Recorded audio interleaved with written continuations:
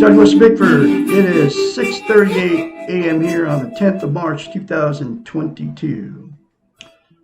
I am teaching self-esteem out of this book right here, written by a doctor of psychology.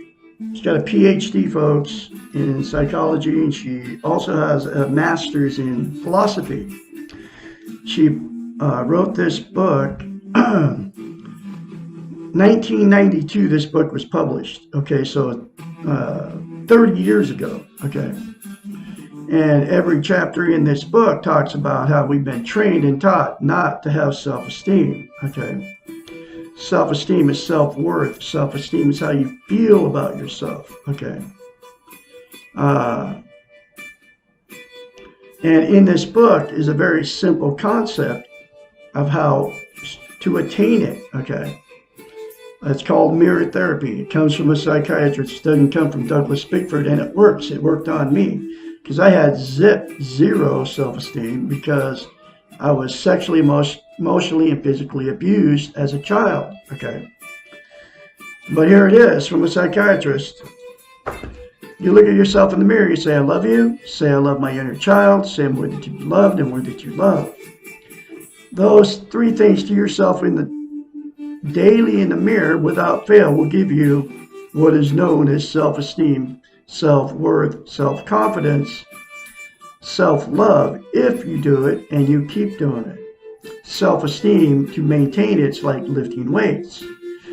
If you started lifting weights, I don't know if you ever lifted weights before, but if you start it and then you stop, you lose muscle mass. Okay, then you have to start over. Self-esteem is the exact same thing. If you can't just say, "I love you, I love my inner child, I'm worthy to be loved, worthy to love," in the mirror a few times. You have to, if you're going to start it, you have to say it every day for the rest of your life.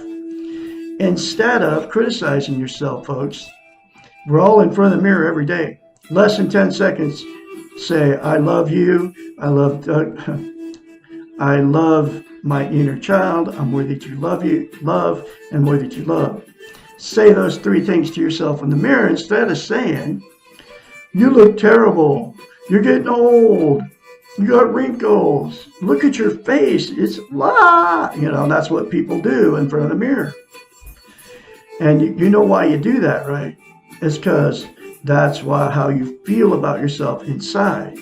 If you had self-love, self-confidence, self-worth, self-esteem, you would never, ever say anything bad about yourself, whether you're in front of the mirror or not. And the reason that mirror therapy is so powerful is because you can't lie to yourself in the mirror. So when you criticize yourself in the mirror, you're not lying to yourself. And the reason you can't say "I love you" in the mirror is because you can't lie to yourself in the mirror. You don't believe it about yourself. And that's why the very first time you do it, folks, you will have to, excuse me, I can't pause a live video. The very first time you do it, when you say "I love you" in the mirror, is you'll have to force yourself to do it because you can't lie to yourself in the mirror. I did it. Okay, that's the very first time I had to force myself to do it. And the only reason I did it is because it came from a psychiatrist and it came out of this book. Okay. And I was just like you out there. When I tell you that, you think I'm crazy. Okay. Because it sounds crazy.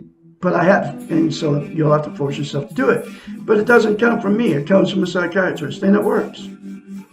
Okay? Anyway,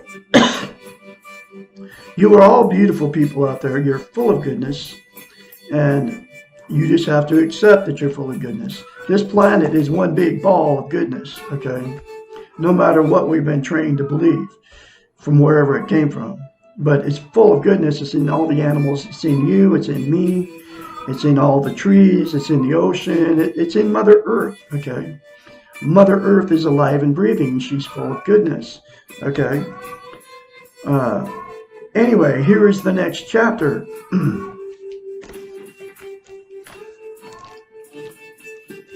Does evil exist? This is chapter 12 from Dr. Susanna McMahon. Yes, exclamation point. In fact, 2 exclamation points. Now is the time to present an important paradox. If you are worried about being evil, you most likely are not evil. True evil does not allow for self-doubt or self-examination. And evil and being bad, are evil and being bad the same thing? No. We can and will do bad things. Inappropriate, uncaring, pain-filled behaviors. We've all done it, okay? Because we are human and therefore not perfect. These behaviors do not define us as evil people. This mistake is similar to guilt. Overgeneralizing from a behavior to the whole. If we choose to continually commit behaviors which are painful to others and to ourselves, we may become evil. An examination of conscience is required to let us know when to stop, when to change, when to make amends. If we continue along doing damage to ourselves and to others without questioning our behaviors, and if we refuse to acknowledge that we may be doing harm, then we are vulnerable to becoming evil. And I'm going to throw this in there. By using drugs, alcohol, sex, TV, religion, another person, food, material possessions, gambling, and money to make yourself feel good, you're doing bad things to yourself. Okay? That's part of that. You're treating yourself bad because you don't feel good about yourself. Okay? Because it damages you, just like she says here. Doing damage to ourselves and others without questioning our behaviors. And because of all those behaviors, you do bad things to people. Okay? Others, right? Like you do to yourself. Like, you know, an alcoholic will abuse a man or a woman or whatever, you know what I mean? Or when you're inebriated or when you're under the influence of drugs, you do bad things to other people. The underlying assumption of the theory behind self-esteem is that we are good. Okay? Lacking a conscience does not mean evil. Rather, it means sickness or a handicap, in much the same way that lacking a limb means handicap. The nature of evil implies choice.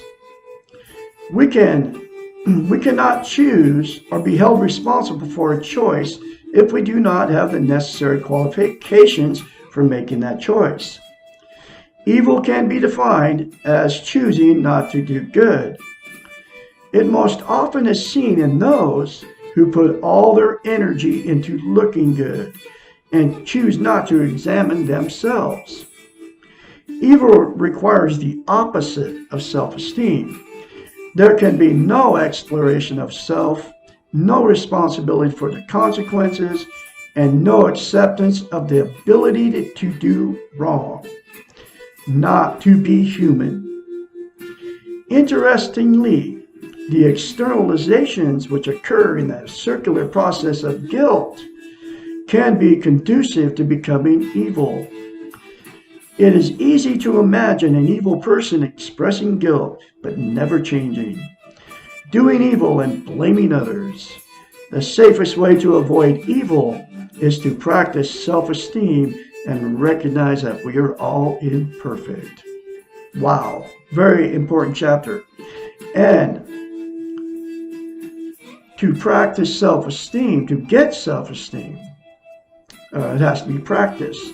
And those 3 things to yourself in the mirror daily without fail, instead of criticizing yourself, will give you self-esteem.